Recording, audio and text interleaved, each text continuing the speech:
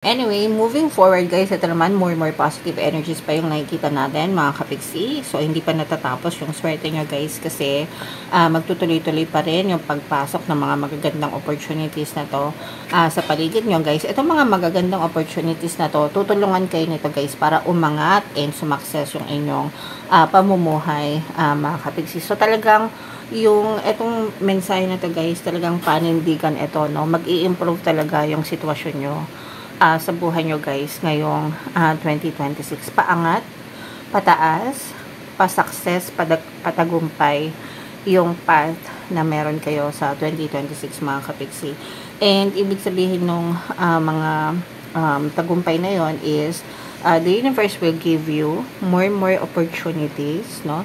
Kasi ganun naman sumagot ng dasal si universe guys, no? Hindi naman talaga yung tipong pag nangarap ka na yumaman ka or sumagana ka, hindi naman talaga literal na pera, no?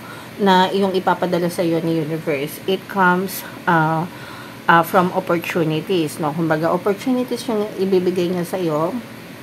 Tapos, dun sa mga opportunity na yon, doon kayo pwedeng lumago yung pagkakakitaan nyo, mas magkaroon kayo ng maraming pera, mas maging abundant kayo sa buhay kapag ginawa nyo siya ng tama or kapag pinagsikapan nyo and in-effortan nyo. So, that's how the universe serves as mga kapiksi. And in your case guys, sa 2026, talagang may chance na sumagana kayo, sumakses kayo, maabot nyo talaga yung mga dreams nyo, no? Kagaya nga nung sinabi natin kanina, kasi maraming ilalatag na opportunity sa inyo si universe para mag-improve talaga yung sitwasyon nyo mga kapiksi. Okay?